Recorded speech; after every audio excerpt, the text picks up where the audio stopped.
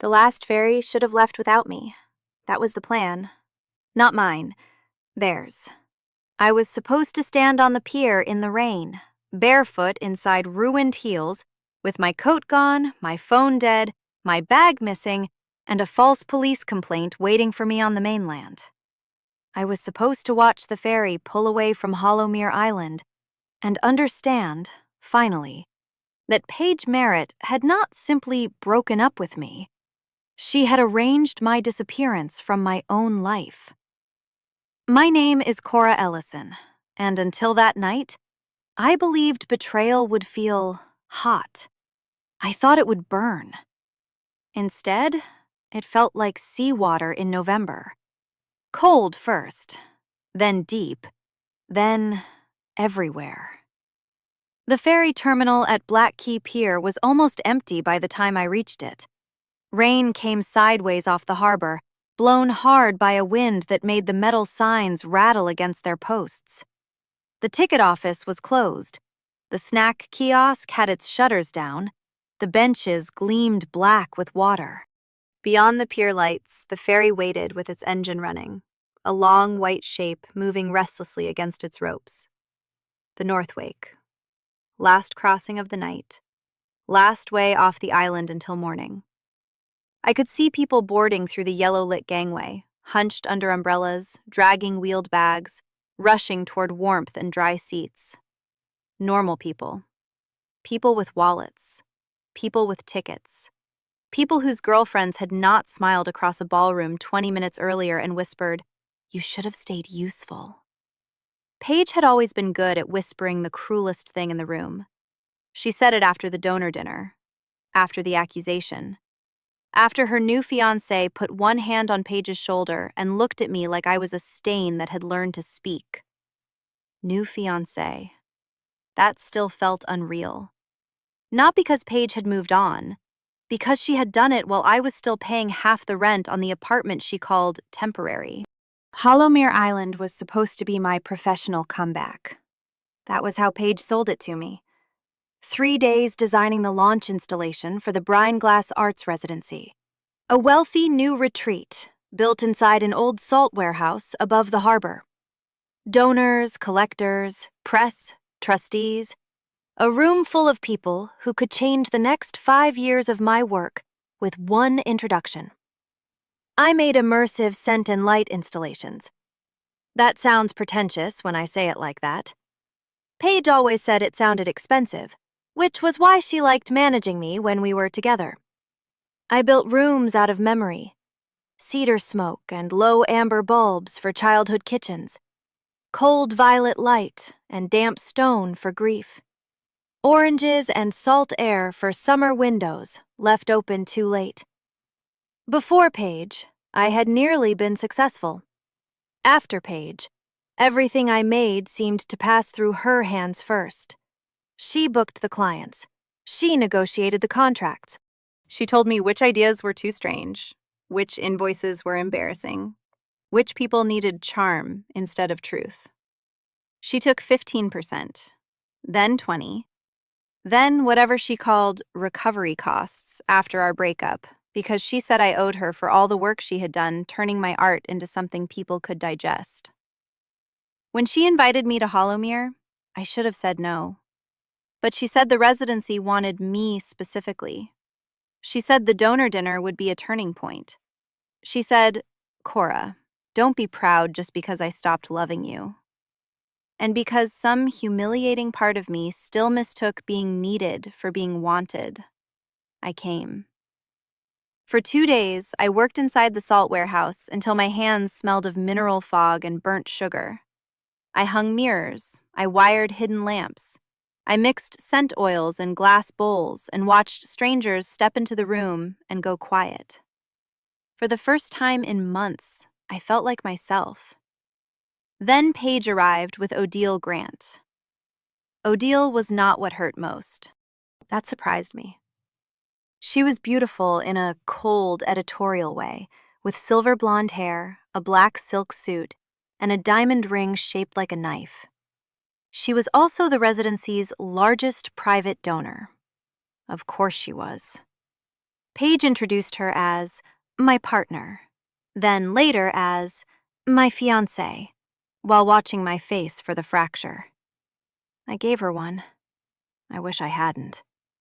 The donor dinner began at 7 in the glass hall above the harbor. Long tables, white candles, black plates, rain streaking the windows. My installation glowing below us through the floor grates like a buried moon. Paige stood beside Odile and told everyone how proud she was to have developed Cora's raw vision into something viable. Raw, viable. Words that made me sound like meat passing inspection. I smiled until my jaw hurt. Then, during dessert, the residency director stood and announced that a donor pendant had gone missing from the private coat room.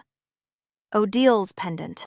An antique sapphire thing worth more than every object in my apartment combined. Everyone looked politely concerned. Paige looked at me. That was how I knew. Not fully, not yet, but enough. The coat room was searched. My bag was brought out by one of the event assistants, a young man I had never met who would not look at me. Inside the bag, beneath my sketchbook and a packet of scent strips, they found a velvet case, the sapphire pendant. The room made one sound. Not a gasp. Worse. A collective adjustment of opinion. I stood so quickly my chair struck the floor behind me. That isn't mine. Paige was already at my side, her face full of devastated restraint. Cora, she said softly, don't make this harder. I stared at her. The same voice she used when I forgot appointments she had never told me about. When I questioned charges on accounts she controlled. When I cried after finding another woman's perfume on her scarf, and she told me jealousy was a form of narcissism. Don't make this harder. Meaning, accept the story before I make everyone watch me build it. Odile's expression was unreadable. The director looked sick. A trustee whispered the word police. I said, someone put that in my bag. Paige closed her eyes, as if I had wounded her by forcing honesty upon her. You've been under so much pressure. There it was. Not denial. Narrative. She's been unstable since the breakup, Paige said to the director, low enough to seem reluctant and loud enough to travel. I didn't want to say anything. Unstable.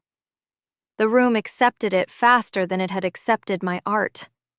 I looked from face to face, searching for one person who had seen my hands work all weekend, who had heard me speak, who had noticed I was a woman and not a problem Paige had generously endured. No one stepped forward. So I ran. Not elegantly, not strategically.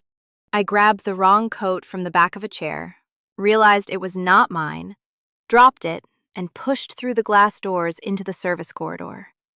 Someone called my name. Someone else shouted for security. I reached the stairwell, slipped on the wet concrete near the exit, and cut my palm on a broken edge of tile. By the time I got outside, the rain had swallowed the whole harbor. I knew only one thing.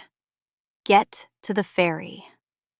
My bag was gone, my phone was in it, my wallet, my room key, my return ticket, my medication, my notebook with 6 months of installation formulas and private sketches Paige had always wanted access to.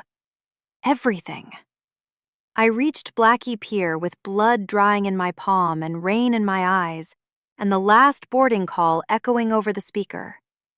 A ferry worker in an orange jacket looked at me as I approached the gangway. Ticket? My bag was stolen. He frowned. Name? Cora Ellison. I'm on the passenger list. I came over Thursday morning. He checked a handheld device, shielding the screen from rain. His expression changed. Not much. Enough. What? I asked. Wait here. No, please, I need to get on this ferry. Just wait here. The device crackled. He spoke into his radio, too low for me to hear. The ferry horn sounded once, long and heavy over the water. Panic rose fast. I stepped toward the gangway. The worker blocked me. I said, wait. What did they tell you? He did not answer. Behind him, the last passengers moved inside. The gangway began to clear. A woman in a Navy uniform stepped out onto the ferry deck. The captain. I knew before anyone said it, not because of the cap tucked under one arm or the gold bands at her cuffs, because the entire pier seemed to rearrange itself around her attention. She was tall, perhaps late 30s, with wind-darkened skin, black hair cut just below her jaw, and a face so composed the storm looked theatrical around her. Her eyes were dark gray, almost silver in the pier lights. She wore no visible makeup, no jewelry except a plain watch, and the expression of someone who had made peace with being disliked by weather, schedules, and men who used volume to compensate for incompetence. She looked at the ferry worker, then at me. "Is this the flagged passenger?" she asked. Flagged. The word hit harder than rain. The worker nodded. "Security alert came from Brine-Glass. Possible theft. Local constable requested we hold her if she tried to board." My mouth went dry. "No," I said. "That's a lie." The captain's gaze moved to my soaked dress, bleeding palm, bare shoulders, and empty hands. "What is your name?" "Cora Ellison." Her expression did not change. "I am Captain Greer Halden." Of course she had a name like a locked door. "Please," I said, hating the word even as it left me. "I need to leave the island." Captain Halden stepped down from the ferry onto the pier, close enough now that I could see rain caught in her lashes. "Why?" she asked. The question stopped me. Not, "Are you guilty?" Not, "What did you do?" Why? Because my ex framed me. Because the room believed her tone. Because I am alone. Because if the ferry leaves, the island gets to keep the story until morning. Because I am cold and afraid, and so tired of women who once touched me gently, using that knowledge to ruin me precisely. What came out was smaller. My bag is gone. Greer Halden looked toward the ferry worker. "Who sent the alert?" "Brine-Glass Private Security." "Constable named?" He checked. "No, it just says local authorities notified." Greer's jaw tightened by 1 exact degree. "Then local authorities can learn to sign their own requests." The ferry worker blinked. "Captain?" She turned toward the ferry. "Hold departure." The worker stared. "We're already behind." "I am aware of how clocks function." "The harbor master will—" "I will speak to the harbor master." On the deck behind her, a crew member leaned over the rail. "Captain, tide window." Greer did not look away from me. "The tide can wait 5 minutes." I thought I had misheard. "You're not leaving?" "Not yet." "Why?" Her gaze settled on my bleeding hand. "Because thieves usually bring bags."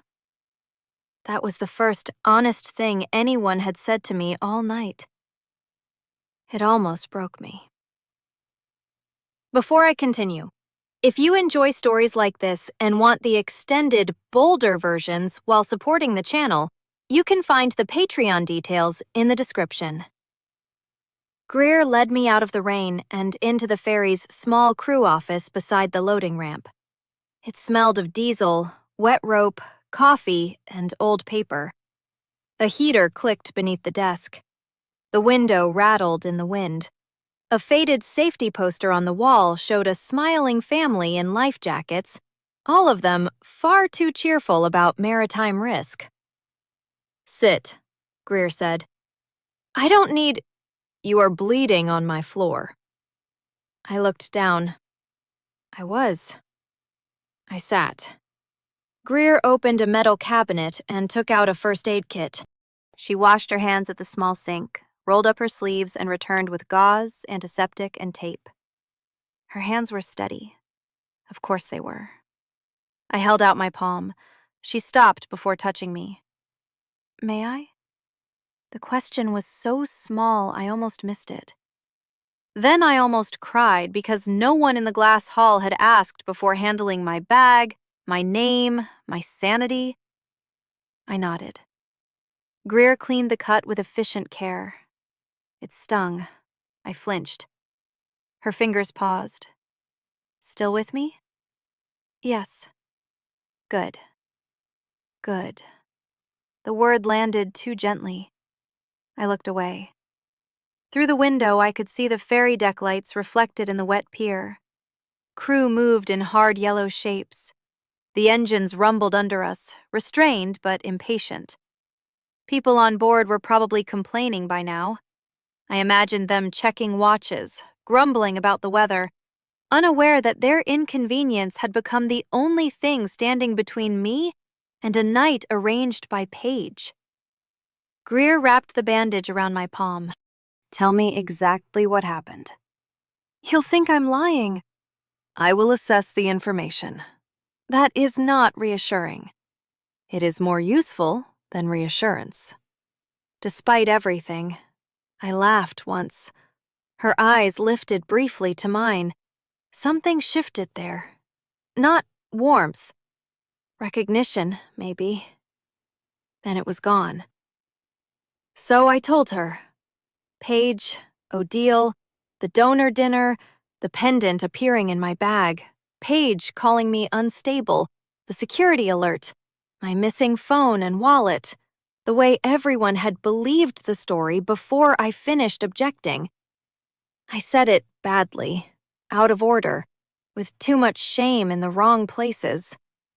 Greer did not interrupt. She took notes on a small pad with blunt, dark handwriting. When I finished, she said, "Who had access to your bag?" "Everyone in the coat room, I guess. But Paige knew which one was mine." "Did she have a key to your room?" "No." I stopped, then corrected myself. "She might. She booked the room." Greer's mouth tightened. "Who benefits if you cannot leave tonight?" I looked at her. The answer was obvious. That made it harder to say. "Paige." "Why?" "My notebook is in that bag. Formulas, sketches, client notes, the installation plans. If she has it, she can claim she developed the work, or destroy it." "And the pendant?" "I don't know." "Was it insured?" I stared. "What?" "Valuable jewelry at donor functions often has insurance." "I suppose." "If the pendant is recovered from your bag, you become the thief. If it is not recovered because you fled, you become the thief more conveniently." I felt cold again, despite the heater. She wanted me to run. Greer looked at me. "Yes." There it was. Simple. Brutal. The truth can feel like a hand around your throat when it first arrives. The radio on the desk crackled. "Captain, Harbor Master wants an ETA." Greer picked it up. "Tell him we are delayed due to passenger safety concern." A pause. "Safety concern?" the voice repeated. "Yes." Another pause. "Is the passenger on board?" Greer looked at me. "No," she said. "She is under my care on the pier." Under my care. The words went through me before I could defend against them. The radio crackled again. "Constable Halden is on his way." Greer's expression changed. Not surprise. Something more complicated. Understood. She set the radio down. You know him? I asked. Yes. That sounded bad. It is rarely ideal when my brother arrives professionally. Your brother is the constable? Unfortunately. I almost laughed, then stopped. Can he help? Greer folded the first aid kit closed. That depends whether he chooses the law before local convenience. The way she said it made me think this was not a hypothetical problem. The office door opened before I could ask. A man in a dark raincoat stepped in, shaking water from his hair. He had Greer's gray eyes, but none of her stillness. His face was softer, more public, built for handshakes and apologies that arrived too early. Behind him stood Paige. My whole body went rigid. Paige wore a camel coat over her dinner dress, dry enough to prove she had not been searching in the rain. Her auburn hair was pinned at the nape of her neck. Her face, when she saw me, crumpled with such practiced relief that I nearly hated myself for recognizing it as performance instead of feeling warmed by it. Cora, she breathed. Greer stepped subtly between us. Not fully, just enough. The constable looked from Greer to me, then to Paige. Captain. Jonas. So formal, so bad. Paige's eyes flicked to my bandaged hand. Oh my God, she hurt herself. I fell, I said. She does that when she panics, Paige told the constable softly. Greer's head turned toward her, only slightly, but the room changed. What else does she do? Greer asked. Paige blinked. Excuse me? You seem prepared with a pattern. Continue. The constable cleared his throat. Greer, no.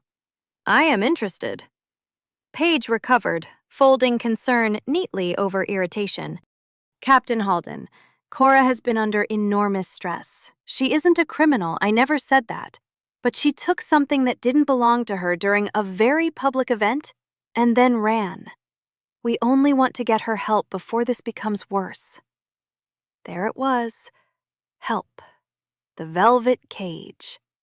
I gripped the edge of the chair. Greer noticed. Where is her bag? She asked. Paige's expression did not change. Security has it. Where is her phone? In her bag, I assume? Wallet? I assume. Room key? Probably. Medication? Paige paused. Too long. Greer's eyes sharpened. Medication? She repeated. I don't know what she keeps in her bag. I spoke before fear could stop me. You know exactly what I keep in my bag. You used to count my pills and say I was careless when one was missing. The room went still. Paige looked at me. For half a second, the concern dropped. Under it was something flat and furious. Then she turned back to the constable, eyes bright. See? This is what I mean. Jonas Halden looked uncomfortable. I hated him for that. Not because discomfort was guilt, because men like him often used discomfort as a reason to choose the easiest version of events. Ms. Ellison, he said, it might be best if you came with me, so we can discuss this properly. No. The word came from Greer. All three of us looked at her.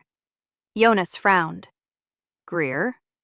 She has reported theft of her bag, phone, wallet, room key, medication, and work notebook. She has stated she was framed. She is injured. She is wet. She has no coat. And you arrived with the person she identified as benefiting from the accusation.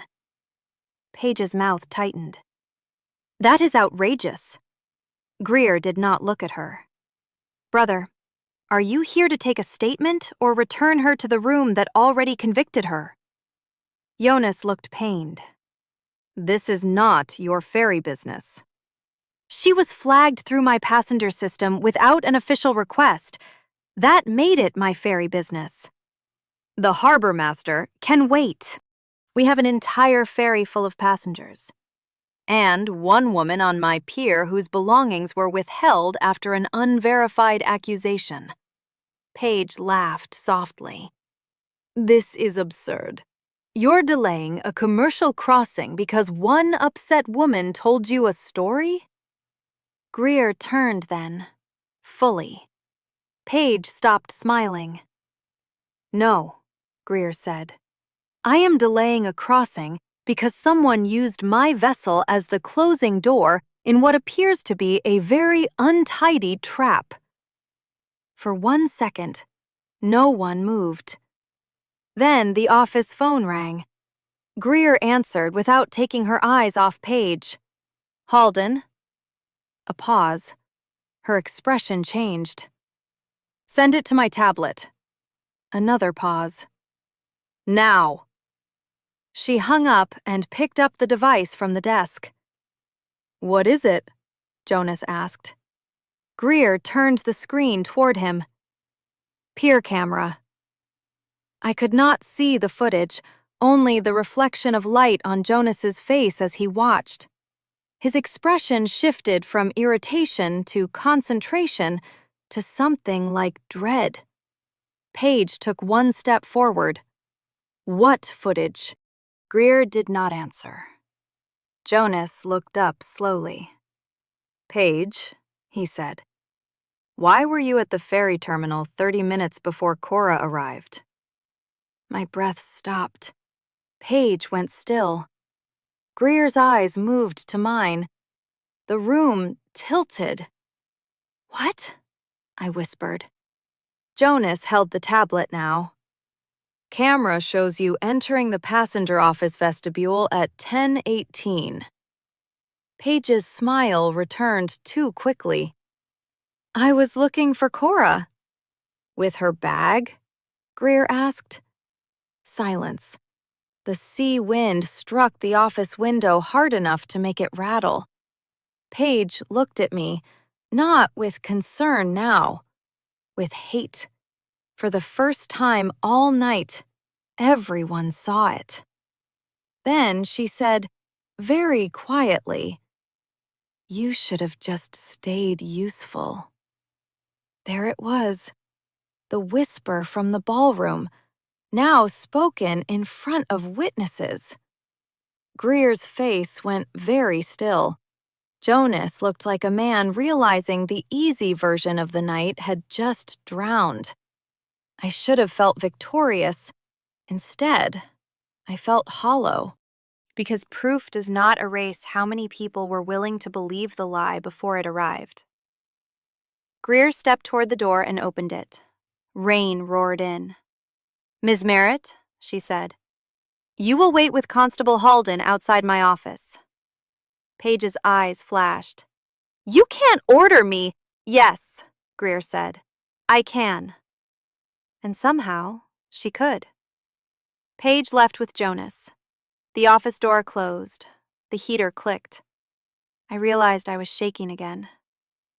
Greer crossed to the counter, poured water into a paper cup, and set it beside me. Not into my hand, beside me. Choice. I stared at it. She came here before me, I said. Yes. She had my bag. Yes. She sent the alert. Likely. She wanted me stopped at the ferry. Greer's voice softened by half a degree. She wanted you alone, with no trusted witness. Trusted witness. The phrase went through me like a match struck in a dark room. I looked up at her. And you? I am inconvenient. A laugh broke out of me. It almost became a sob. Greer watched, not smiling, not pitying.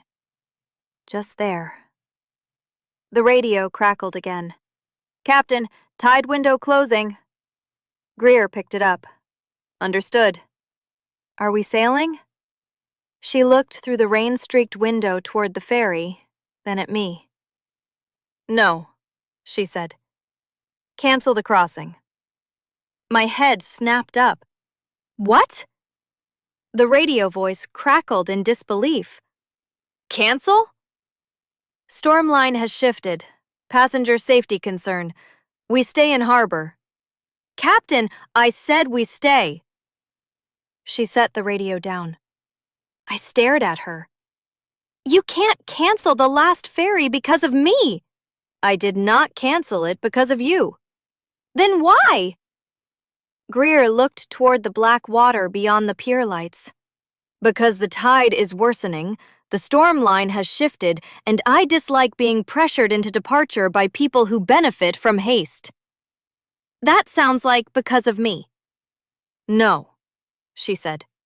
It sounds like I am good at my job. Outside, the Northwake's engines changed tone. Passengers groaned somewhere beyond the office walls. Crew began moving with the resigned efficiency of people who would soon be explaining weather to angry strangers. Greer picked up her coat from the back of the chair and draped it over my shoulders. This time she did not ask, perhaps because I was already half standing and swaying. Then she caught herself. Her hands released the coat immediately. Is that all right? The question came late. It mattered anyway. I pulled the coat tighter. Yes. She nodded once. Good. Then we get your bag back. The way she said it made it sound simple. It was not. Nothing about Paige Merritt had ever been simple. But for the first time that night, I was not the only person in the room who knew that. Getting my bag back should have been simple. Of course it wasn't. Nothing Paige touched stayed simple. She had a talent for making straight lines curl back around your throat. Captain Greer Halden stood by the office window for a moment, watching her brother speak to Paige beneath the pier awning. Rain ran down the glass in crooked silver lines. Beyond them, the Northwake sat hard against its ropes, lights glowing over a ferry full of stranded passengers and delayed tempers. I pulled Greer's coat tighter around my shoulders. It was too heavy for me. Dark navy wool with brass buttons, and the faint smell of sea salt, coffee, and something clean like cedar soap. Wearing it felt like standing inside a boundary someone else had drawn around me. I did not know what to do with that. You canceled the ferry, I said. I did. People are going to be furious. Yes. You say that like it's weather. It often is. Despite everything, I almost smiled. Greer turned from the window. Can you stand? Yes. She looked at my knees, which were shaking. No, she said. That was rude. It was accurate. I can stand inaccurately. The corner of her mouth moved. Not quite a smile, the hint that one existed somewhere under all that command. We are going to Brineglass, she said. My brother will escort us. You will not answer Paige directly. You will not sign anything. You will not accept anyone's private apology in a hallway. I looked at her. Do I seem like someone about to accept Paige's apology? You seem cold, injured, humiliated, and exhausted. People in that condition often reach for familiar harm because at least they know where it keeps the knives. The sentence landed too precisely. I looked away first. You sound like you know. Greer's face changed, only slightly. Enough. I know patterns, she said. Not an answer. A closed door. For now, I let it stay closed. Jonas returned 5 minutes later with rain on his shoulders and discomfort all over his face. Paige was not with him. She's gone back to Brineglass, he said. Greer's eyes narrowed. You let her leave? I told her not to destroy or remove anything. Greer stared at him. Jonas rubbed the back of his neck.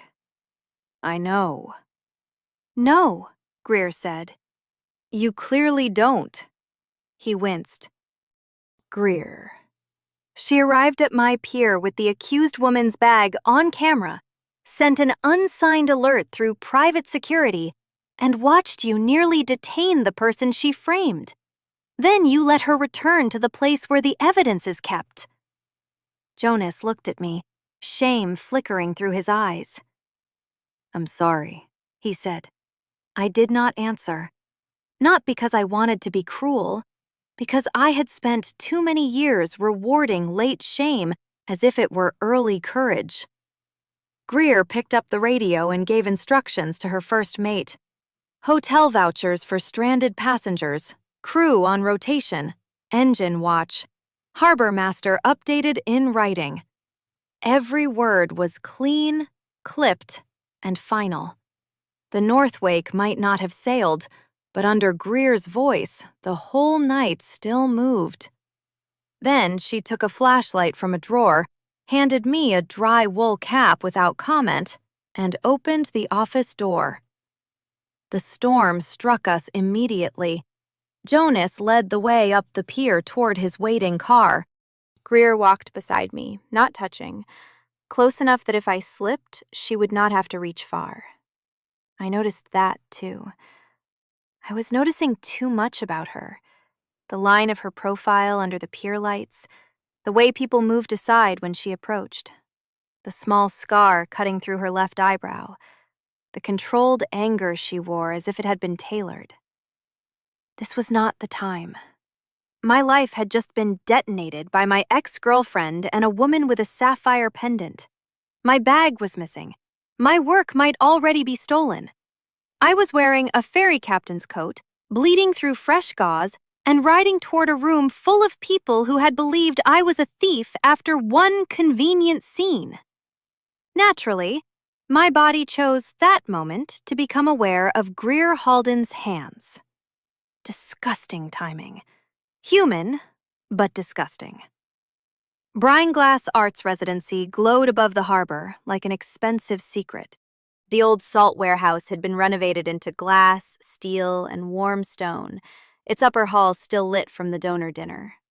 Through the rain-streaked windows, I could see silhouettes moving around the long tables. The party had not ended. Of course it hadn't. Rich people can absorb scandal quickly if the wine is good. Jonas parked near the loading entrance. The moment we stepped inside, the smell of the building hit me. Salt, cedar, wet coats, candle wax, and underneath it all, my installation still breathing from the lower gallery. Damp stone, burnt sugar, violet light. Memory turned into atmosphere. Mine. The thought steadied me. Paige had not made that room. She had introduced it, priced it, explained it, packaged it, and taken credit in 100 polite ways, but she had not made it. A private security guard met us in the service corridor. His name tag said Holt. His expression said he had already been instructed to dislike me. Constable, he said, glancing at Jonas. We were told Ms. Ellison fled the premises. She left after being accused, Greer said. Holt looked at her uniform, then at her face, and made the wise decision not to ask who she was. Jonas said, Where is Ms. Ellison's bag? Holt hesitated. Greer noticed. So did I. It was logged, Holt said. Where? Jonas asked. In the security office. Take us there. The security office was a glass-walled room near the service lift, full of monitors, filing trays, and the bland ugliness of places where people pretend watching is the same as understanding. My bag sat on a metal shelf in a clear evidence sack. I moved toward it without thinking. Greer's voice stopped me. Wait. I froze. She looked at Jonas. Photograph the bag before it is opened. Full chain of handling. Names, times. Jonas nodded. Holt shifted. That's not necessary. The pendant was already recovered. Greer turned to him. Recovered by whom? Ms. Grant? My stomach sank. Odile. Jonas looked up sharply. Ms. Grant removed the pendant from the bag herself? Holt looked less certain now. It's her property. That was not the question, Greer said. Holt swallowed. Ms. Merritt brought the bag to us. Ms. Grant identified the case. She opened it. The pendant was inside. So 2 interested parties handled the bag before security logged it. Holt said nothing. Greer's expression did not change. It did not need to. Jonas photographed the bag, then opened it under Holt's resentful supervision. My wallet was there. My phone, my room key, my medication, my sketchbook. Not my black notebook. I felt the absence before I finished looking. No, I whispered. Greer heard. What is missing? My formula notebook. Paige had always hated that I kept things on paper. Digital files can be copied, I told her once. So can paper, she said. I thought she was making fun of me. Maybe she had been making a plan. Holt looked irritated. Everything in the bag was logged. No, I said. It's gone. Jonas wrote it down. Greer looked at the shelf, then the desk, then the monitor feeds. Camera in this room? Holt's face closed. Internal feed is disabled for privacy. Greer's laugh was very soft, not amused, terrifying. Convenient privacy. Holt bristled. Captain, this is a private facility. And yet here I am, publicly unimpressed. Under any other circumstances, I might have laughed. Then Paige appeared at the glass door. She had changed out of the wounded expression and into something more controlled. Odile stood beside her, silver blonde hair immaculate, black silk suit untouched by rain, sapphire pendant resting at her throat. At her throat. Not in a case, not secured, worn, displayed. I stared at it. The thing I had supposedly stolen was back around her neck before my bag had been properly examined. Greer saw me notice. Then she saw the pendant. Her eyes went cold. Odile spoke first. This has gone far enough. Her voice was smooth, expensive, and bored by human consequences. I agree, Greer said. Odile looked at her. You are the ferry captain. Yes. Then why are you here? Because your donor event tried to turn my last crossing into a disposal chute. Paige's face tightened. Jonas muttered, Greer. But Odile's gaze sharpened with interest. A colorful accusation. An efficient summary. I looked from one woman to the other and realized with sudden clarity that Odile was not like Paige. Paige performed softness because it made cruelty easier to swallow. Odile did not care whether anyone swallowed. She expected rooms to open because she had paid for the hinges. Odile turned to me. Cora, no one wants to ruin you. Return the work materials that belong to the residency, apologize for the misunderstanding, and we can keep this private. My skin went cold. The work materials. There it was. What materials? I asked. Paige's voice came softly. Your installation notes were produced under the Brineglass Commission. No, they weren't. Cora, don't say my name like you own the corrected version of it. Paige flinched beautifully. Good. Odile's expression did not change. The contract grants brine-glass usage rights. The contract grants exhibition rights for the finished installation, I said. Not ownership of my formulas, sketches, or private notebooks. Paige's eyes flashed. For a second, I saw panic. Then I understood. She did not expect me to remember the contract clearly under pressure. She expected me to fold. I had folded for her before. But Greer stood beside the door, silent now, watching me as if the room belonged to my voice, and she was only making sure no one stole the air. So I kept going. You took my notebook. Paige's mouth trembled. I was trying to protect the residency from your instability. No, you were trying to own the part of my work you could never explain without me. The words landed hard. Odile glanced at Paige. There, a crack. Small, but real. Paige saw it too. Her eyes filled. I loved you. I carried you for years. I made people take you seriously when all you wanted to do was hide in dark rooms and make them smell like your childhood. That hurt. Not because it was true, because it had once sounded like love when she said it at 2 a.m. while editing my proposals, her bare feet tucked under my thigh, her mouth warm against my shoulder. I had mistaken management for devotion because she sometimes kissed me between corrections. I looked at her now and saw the whole machine, the tenderness, the invoices, the edits, the way she made my work legible to donors, and then slowly convinced me I was illegible without her. No, I said.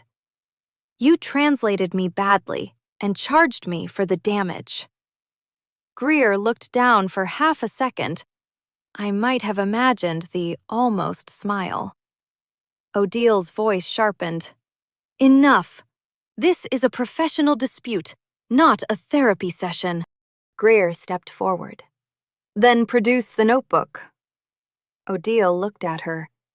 You have no authority here. No, Greer said, but Constable Halden does, and he is currently deciding whether he would like to look foolish twice in one evening. Jonas closed his eyes briefly, then opened them. Ms. Merritt, Ms. Grant, if the notebook is on premises, produce it now. Paige turned on him. You can't be serious. I am becoming serious by necessity. Odile stared at him, then at Greer, then at me. For the first time, she seemed to calculate that the room might cost more than the installation was worth. It is in my office, she said. Paige's face went blank. I felt the truth shift again. Odile had it, not Paige, or not only Paige. Jonas looked at Odile. Why? Odile's smile was small and cold. Because Ms. Merritt brought it to me, claiming it contained residency materials. Paige whispered, Odile. Odile did not look at her. There is a particular cruelty in watching one manipulator discover she has been outranked. I should not have felt satisfaction. I did. We retrieved the notebook from Odile's office. It sat on her glass desk beside a fountain pen and a folder labeled Brand Expansion/Sensory Programming. The sight of that folder made my stomach turn. Sensory programming. That was what they had intended to call my work once it no longer had my name attached. Jonas bagged the notebook as disputed property. I wanted to hold it. I wanted to tear it from his hands and press it to my chest. But Greer's voice came low beside me. Not yet. I looked at her. She did not explain. She didn't have to. Evidence first, feeling later. I nodded. Paige watched from the doorway, pale and furious. Odile stood behind her desk, already distant, already preparing the version where Paige had misled her, where donors were regrettably deceived, where money detached itself gracefully from blame. Then something unexpected happened. The young event assistant who had found the pendant in my bag appeared at the office door. The one who had refused to look at me earlier. His name tag read Milo. He looked terrified. "I saw her," he said. Everyone turned. Paige went still. Milo swallowed. "I saw Ms. Merritt put the case in the bag." The room became soundless. Jonas straightened. "Why didn't you say that before?" Milo looked down. "She said I'd lose my job. She said Ms. Grant would make sure I never worked another island event." Odile's expression sharpened. "I said no such thing." "No," Milo said quietly. "Ms. Merritt said you would." Paige looked at him with pure hatred. He stepped back. I knew that look. I knew exactly what it felt like to stand under it. So I spoke. "Thank you." Milo looked at me, startled. "Thank you for saying it now," I said. His face crumpled with relief and shame. Jonas took his statement. Paige stopped speaking after that. Not because she had nothing to say, because there was no longer a version of the room that rewarded her voice. By midnight, I had my wallet, temporary custody of my phone after documentation, access to my medication, and a formal statement on record. Paige was not arrested that night, but Jonas told her not to leave the island. Odile removed her ring before anyone could politely pretend not to notice. That, I will admit, I enjoyed. Outside Brineglass, the storm had worsened. The harbor was black beyond the warehouse lights. Wind carried salt spray over the road. The Northwake remained docked across the water, its lights steady through rain. I stood under the awning, with my bag clutched against my ribs, and suddenly had no idea where to go. My hotel room was technically mine, but Paige had booked it. Brineglass had access. Every hallway in the building knew the old version of the story, even if the walls had begun to correct themselves. Greer stood beside me, cap tucked under her arm. "Where are you staying?" she asked. "The Sivan Hotel?" "No." I turned. "No?" "The residency booked those rooms. Their security already mishandled your property." "I don't have anywhere else." The moment I said it, humiliation rose in me so fast I nearly choked. Greer did not soften.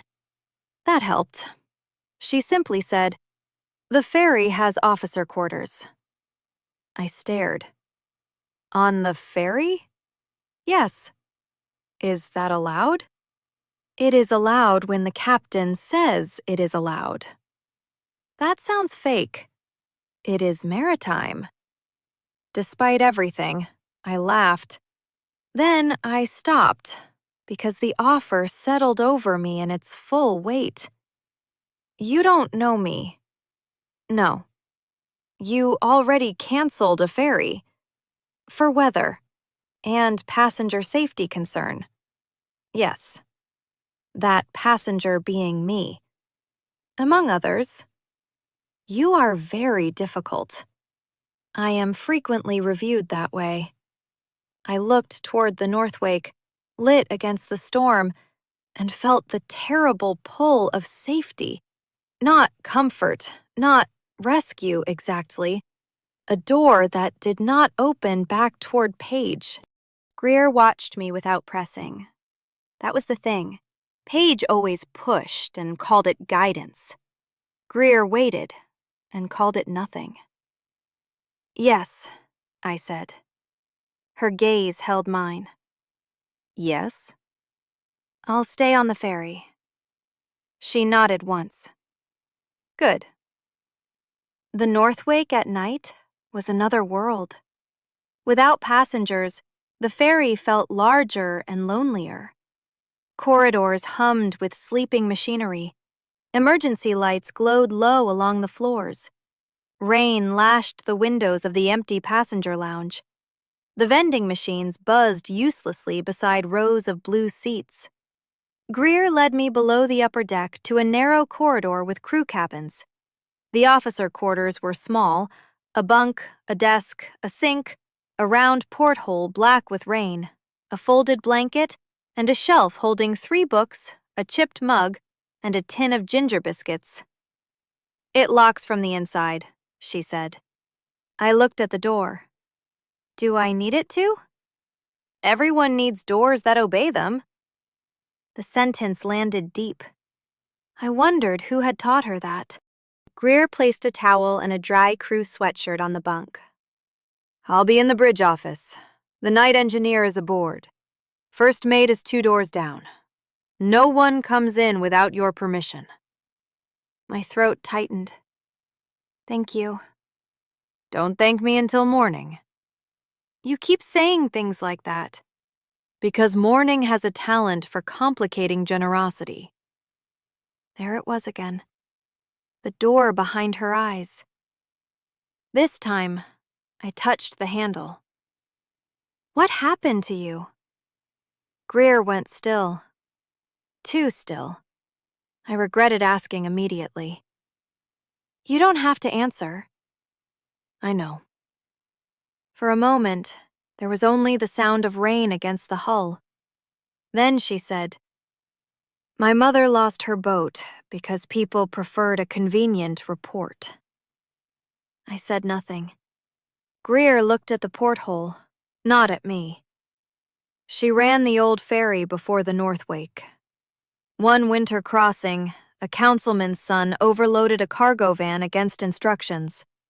It shifted in bad water, damaged 2 cars, injured a passenger. My mother filed the report accurately. The councilman accused her of negligence first. And people believed him. They believed money faster. What happened? She lost the contract, then the boat, then eventually the energy to keep explaining the difference between fault and blame." I looked at her profile in the dim cabin light. "Is that why you became a captain?" Her mouth curved without humor. "No. I became a captain because I am unbearable under anyone else's command." A laugh escaped me. This time she almost smiled. Almost.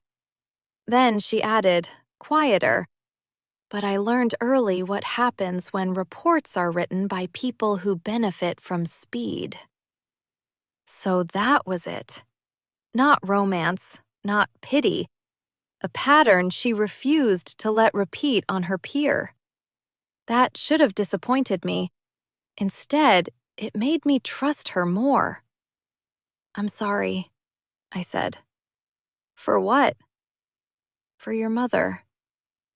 Greer's eyes returned to mine. Something in them softened by a fraction. "She would have liked you." I blinked. "Why?" "You make rooms strange and expect people to pay for it." I stared. Then I laughed so hard I had to sit on the bunk. Greer looked almost pleased. "The storm held us in harbor for 2 days. That was the official explanation. Wind over safety limits, poor visibility, tidal surge at the outer channel. Passengers were transferred to island guest houses or refunded. Cargo rescheduled. The Northwake remained at Blackie Pier, humming softly like a large animal refusing to be rushed. The unofficial explanation, according to one deckhand who did not know I was standing behind him, was that Captain Halden had seen blood on the pier and decided the whole island could learn patience. I should have been embarrassed. I was, a little. Mostly, I was grateful in a way that made me uncomfortable. Gratitude can become a dangerous place when you have been trained to repay care with access. Greer seemed to know that. She kept her distance carefully. She brought me coffee and left it on the desk. She checked whether I had taken my medication without entering the cabin. She arranged for my hotel belongings to be moved by Jonas and the night engineer, not by herself. She made me write down everything missing from my bag, then sent me away before I could start apologizing for the list being long. She was severe, practical, almost unbearably gentle in ways she would have denied under oath. On the second evening, I found her on the upper deck after the rain stopped. The sky had cleared to a deep black blue. Harbor lights trembled across the water. The island rose behind us, all wet roofs and dark windows, the brine glass warehouse glowing at the end of the quay like a place that had learned nothing. Greer stood near the rail with both hands in the pockets of her coat. My coat now sat properly around my own shoulders. Jonas had recovered it from my hotel room. It still smelled faintly of brine glass and Paige's perfume. I hated that. Greer looked at me as I approached. You should be inside. You should stop beginning conversations like a warning label. I enjoy consistency. The wind is down. For now. Do you argue with weather professionally or personally? Both. I came to stand beside her, leaving space between us. For once, she did not move away. Below, ropes groaned softly against the dock. A gull cried somewhere in the dark, sounding offended by existence. Paige called, I said. Greer's face did not change. Did you answer? No. Good. She left a voicemail. Greer waited. She said she panicked, that Odile pressured her, that she only wanted me to stay long enough to talk. Do you believe her? No. The answer came faster than I expected. That alone felt like progress. Then I added, but part of me misses the person she pretended to be. Greer looked out at the harbor. That part of you is not foolish. I turned to her. She framed me for theft. Yes. She stole my notebook. Yes. She tried to strand me on an island until her story became the official one. Yes. So missing her is foolish. No, Greer said. It means the tenderness was real to you when you gave it. Her misuse of it does not make your heart ridiculous. I looked down at the rail because if I looked at her, I might cry. Or kiss her. Both would have been inconvenient. Where did you learn that? I asked. She was quiet long enough that I thought she would not answer. Then she said, my mother. The captain? Yes. She sounds wise. She was impossible. That too. The almost smile returned, then faded. She spent years hating herself for trusting people who wrote her out of her own accident report. She used to say the hardest part was not losing the boat. It was missing the friends who let it happen. The sentence entered me quietly and stayed. Missing the friends who let it happen. I thought of the donor table, the director, the trustees. Everyone watching Paige build the shape of my instability and stepping neatly inside it because it was easier than defending me. I don't know what I am without Paige's version of me, I said. Greer looked at me then. You are the woman whose work made 50 people stop talking in a room designed for networking. I stared. You saw it? Before the dinner. I walked through the installation. You did? Yes. Why? The ferry staff were invited to view before opening. Most went for the food. And you? I dislike rooms full of people and prefer rooms full of intention. There was no defense against that. None. My throat tightened. What did you think? Greer's gaze returned to the water. I thought it felt like standing inside a memory that did not belong to me, but still knew where to press. The whole harbor went quiet around that sentence. Paige had called my work viable. Greer called it a memory with hands. Something inside me broke open, not in pain, in recognition. Careful, I whispered. Greer looked at me. With what? With saying things like that to women who have had a catastrophic week. For once, she had no immediate answer. The silence changed. Wind moved between us, softer now, carrying salt and rain and diesel from the sleeping ferry. Greer's eyes dropped to my mouth. Only for a second. But I saw it. So did she. Her face closed immediately. Cora. No? I asked. Not like this. The words hurt less than I expected, because they were not rejection. They were restraint. You think I'm confusing safety with attraction. I think any person might. And you? Her jaw tightened. No. One word. A confession with its hands tied. My pulse turned traitor. Greer looked away first. You are vulnerable. I am in a position of authority on this vessel. You are under my protection until this matter resolves enough for you to choose without emergency pressing on your back. You memorized that, didn't you? No. Liar. This time she did smile. Small, brief, ruinous. I practiced the structure, she admitted. I laughed softly. Then I took one careful step back from the rail. All right. She looked surprised. All right? Yes, I heard you. Something in her eyes shifted.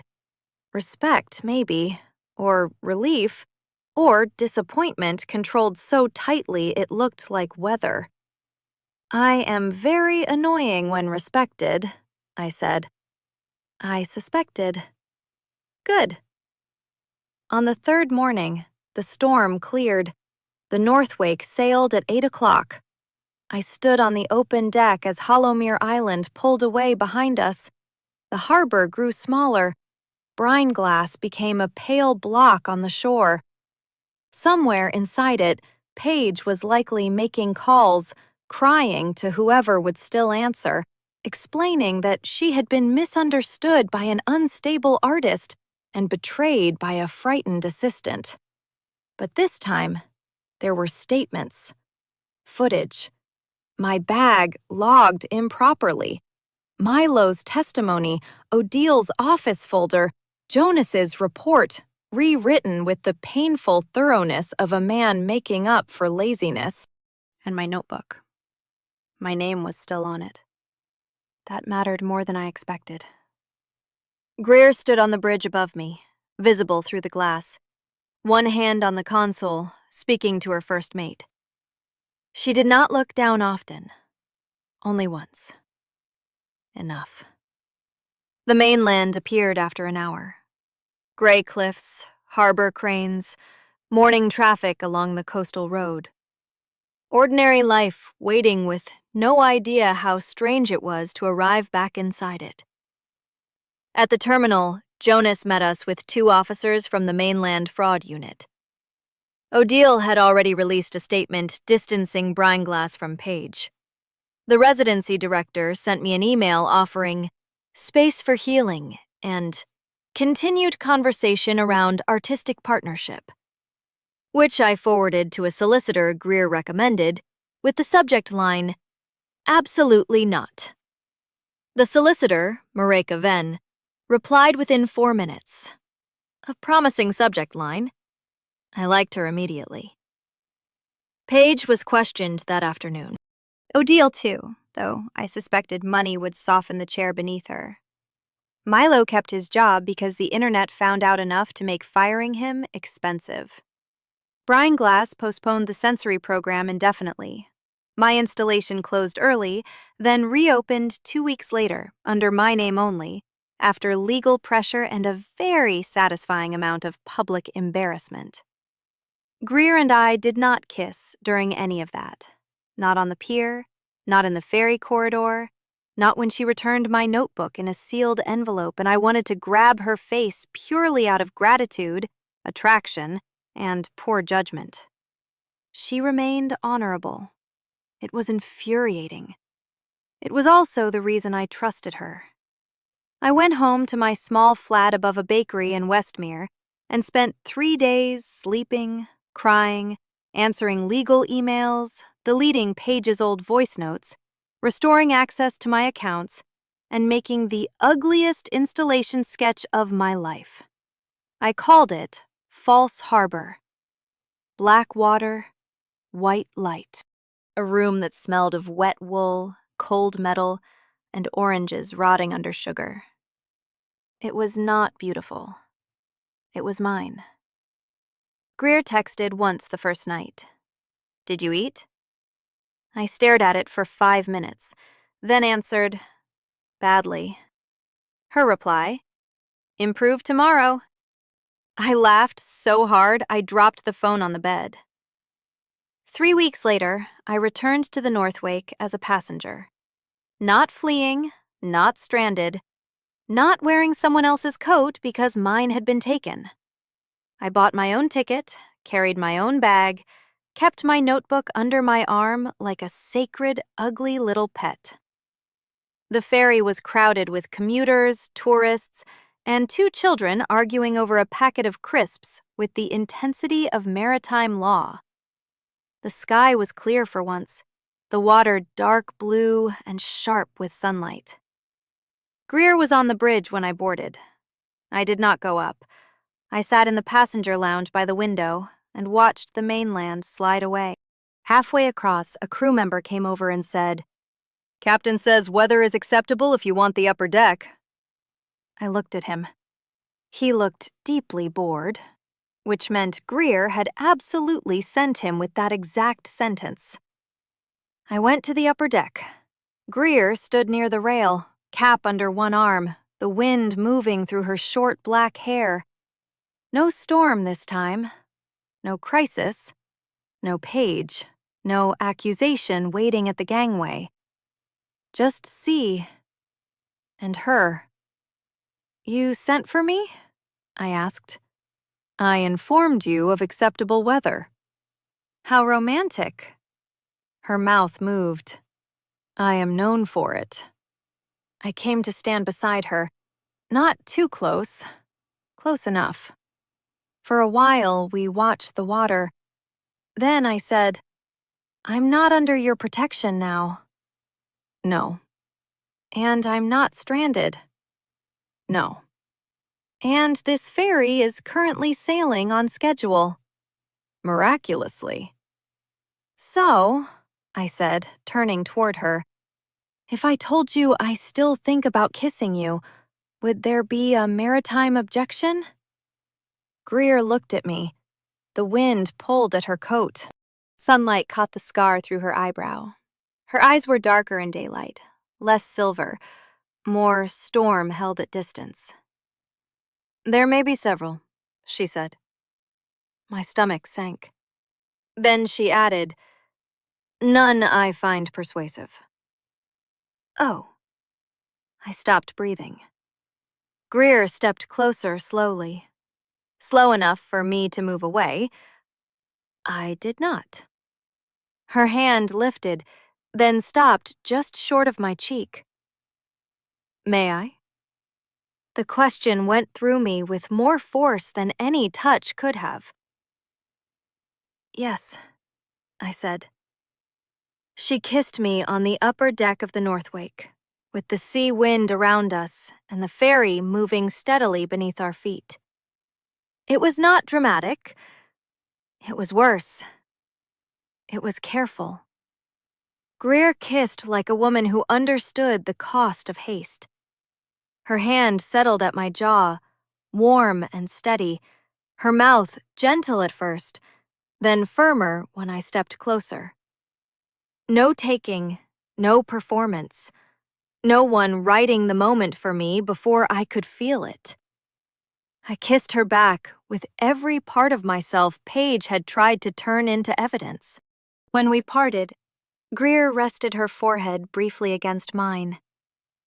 "This may complicate my schedule," she said. I laughed against her mouth. "You canceled an entire ferry for me." "For weather?" "Of course. And passenger safety?" "Naturally." Her thumb moved once along my cheekbone,